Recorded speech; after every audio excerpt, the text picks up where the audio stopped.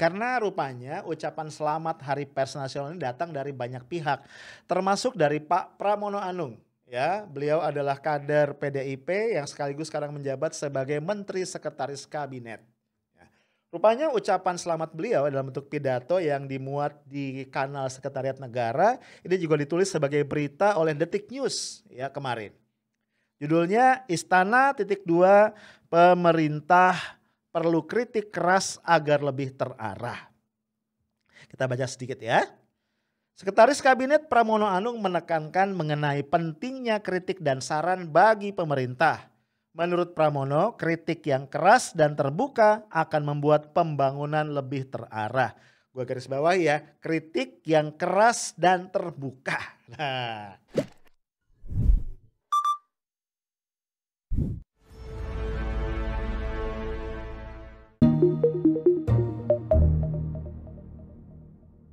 sebagai negara demokrasi, kebebasan pers merupakan tiang utama untuk menjaga demokrasi tetap berlangsung.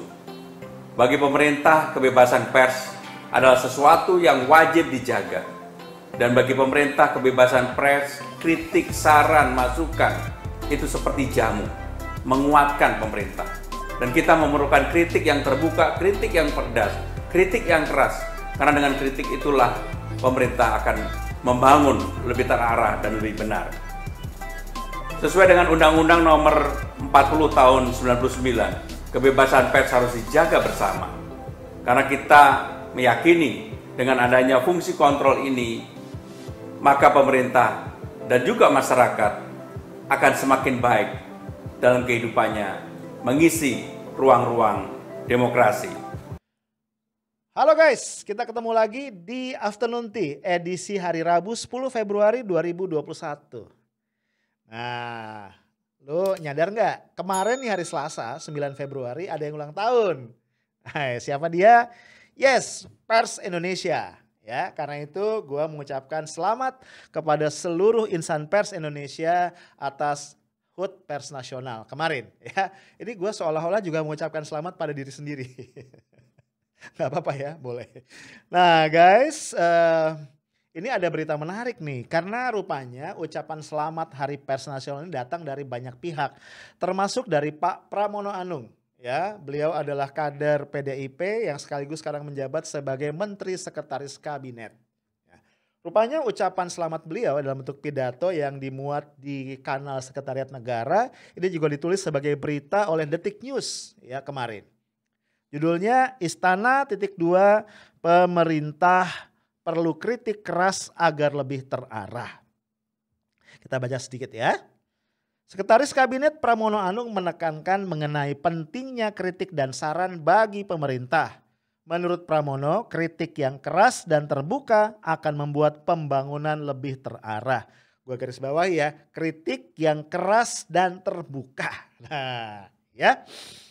Pramono saat menyampaikan ucapan selamat Hari Pers Nasional 2021 itu mengatakan begini.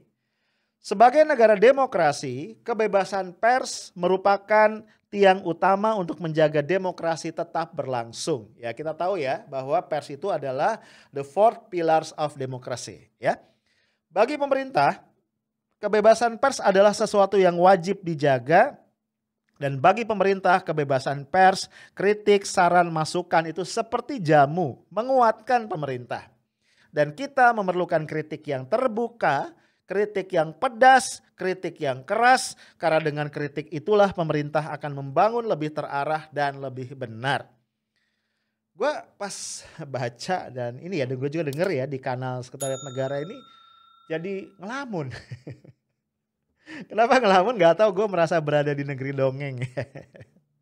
Lanjut ya. Pak Pramono mengatakan kebebasan pers harus dijaga bersama. Pers diharapkan menjalankan fungsi kontrolnya terhadap pemerintah. Ini gue garis bawahi lagi. Pers diharapkan menjaga fungsi kontrolnya terhadap pemerintah. Ini kata Pak Pramono ya, sesuai dengan Undang-Undang Nomor 40 Tahun 1999, kebebasan pers harus dijaga bersama karena kita meyakini dengan adanya fungsi kontrol ini maka pemerintah dan juga masyarakat akan semakin baik dalam kehidupannya mengisi ruang-ruang demokrasi. Keren banget kan ya? Nah, di sisi lain, perkembangan zaman juga telah membuat masalah makin kompleks. Pramono berharap pers menjadi garda terdepan dalam mengedukasi warga. Ini kelanjutan statement Pak Pramono ya. Seiring dengan kemajuan teknologi, kita menghadapi problem media sosial. Salah satunya hoax, betul ya. Untuk itu perlu literasi dan edukasi kepada kita semua bahwa kebebasan itu atau kebebasan ini harus diisi secara benar. Jangan kemudian kebebasan diisi dengan hal-hal yang tidak produktif. Pramono berpesan agar pers tetap menjaga integritas. Bagi Pramono, kunci Indonesia untuk menjadi bangsa pemenang adalah salah satunya terletak pada pers yang kuat dan terdidik. Nah, di akhir Pak Pramono bilang begini, kepada insan pers saya secara khusus ingin mengucapkan selamat Hari Pers Nasional, tetaplah menjaga integritas, menjunjung tinggi nilai-nilai kebenaran di atas segalanya, serta melakukan pendidikan edukasi kepada bangsa ini. Pers yang kuat, pers yang terdidik, pers yang berintegritas adalah syarat mutlak menjadikan bangsa ini bangsa pemenang, bangsa petarung, bangsa yang menjadi bangsa besar. Selamat Hari Pers Nasional. Nah guys, kita ucapkan terima kasih ya kepada Pak Pramono Anung yang sudah mengucapkan selamat Hari Pers kepada insan pers, termasuk gue. Nah guys, again ya tadi gue katakan ketika gue baca nih atau gue dengerin ya speechnya Pak Pramono ini, gue berasa sedang berada di alam mimpi antara percaya dan gak percaya. Ya, Pak Pramono bilang masyarakat, rakyat termasuk pers diharapkan mengkritik pemerintah secara keras dan pedas, tegas gitu ya. Gue mau tanya sama lo, lu percaya nggak? Percaya nggak? Tulis ya di kolom komentar. Nah poin gue begini guys, kalau dilihat dari teori sosiologi yang sederhana ya, itu ada teori tentang impression management.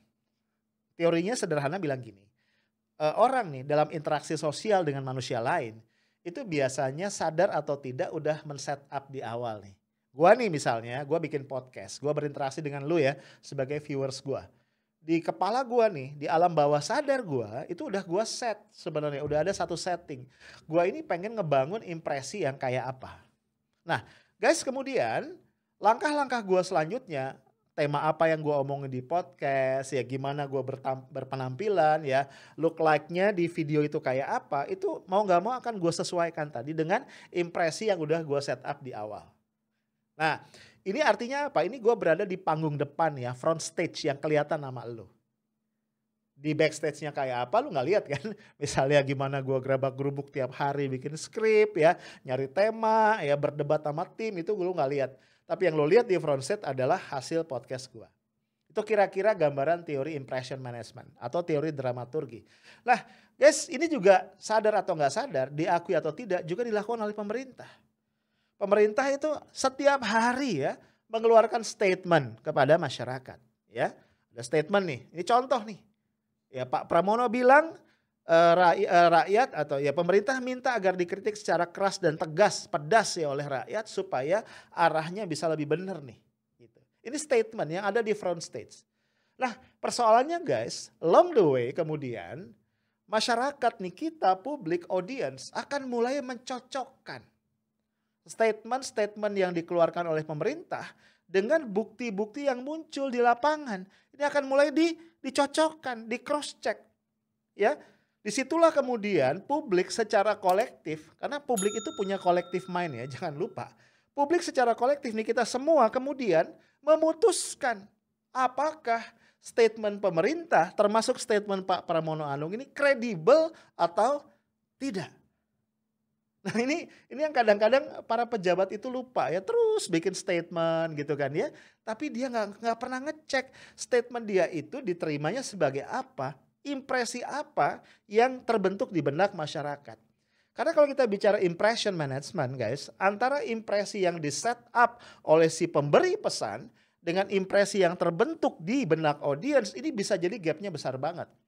Pemerintah nampaknya lewat statement Pak Pramono ini men-set up satu impresi bahwa pemerintah ini terbuka pada kritik. Pemerintah membutuhkan kritik. Bahkan tadi ya Pak Pramono menggunakan analogi yang menurut gue keren banget ya. Segala bentuk kritik pedas itu kata Pak Pramono termasuk dari pers adalah apa? Jamu ya. Jamu itu kan obat yang memperkuat ya. Ada jamu kuat kan yang memperkuat, membuat lebih sehat ya, lebih bugar gitu. Nah, sayangnya guys, ini nggak pernah dicek. Apakah kemudian juga masyarakat merasakan seperti itu?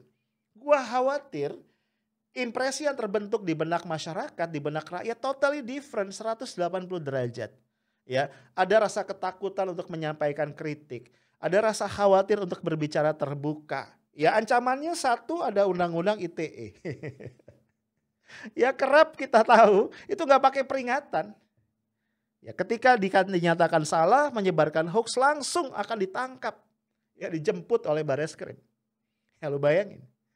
Ya padahal kan kalau yang sependek pemahaman gua, polisi itu juga punya tugas untuk apa? Bukan sekedar sebagai penegak hukum tapi juga pengayom masyarakat. Jadi perlu dibedakan ketika terjadi kesalahan ini adalah kesengajaan karena niat jahat atau karena ketidaktahuan misalnya. Nah selain undang-undang ITE guys, itu ada kekhawatiran yang lain yaitu apa? Barisan buzzer. Wah itu dahsyat guys. Ya, jadi kalau nggak ketangkep polisi gara-gara ITE ini bisa jadi kemudian akan dihajar habis oleh buzzer di ruang-ruang cyber. Nah dua-duanya tentu tidak nyaman. Dan ini guys sampai hari ini dirasakan oleh masyarakat banyak. Oleh para aktivis bahkan oleh para jurnalis. Sehingga gua khawatir kalau gap antara impresi yang dibentuk oleh pernyataan pemerintah dengan impresi yang ada di benak publik ini terus dibiarkan, ini akan terus menggerus trust dan respect masyarakat kepada pemerintah. Dan dampaknya kita lihat nanti setiap statement pemerintah yang berupa direction itu tidak akan diikuti dengan sepenuh hati oleh masyarakat dan ini berbahaya. Ya lu bayangin sebuah kapal ya ketika apapun yang disampaikan nahkodanya itu kemudian tidak lagi ditaati oleh penumpangnya. Tentu ini sangat-sangat berbahaya. Ya itu aja guys, sekali lagi selamat Hari Pers Nasional. Semoga tetap ada ruang terbuka bagi pers Indonesia untuk menjadi pers yang lebih sehat, pers yang lebih dewasa, pers yang lebih terbuka, pers yang terus-menerus menjalankan peran sebagai pilar keempat dalam demokrasi. Saya Tough, Smart, and Professional. Assalamualaikum warahmatullahi wabarakatuh.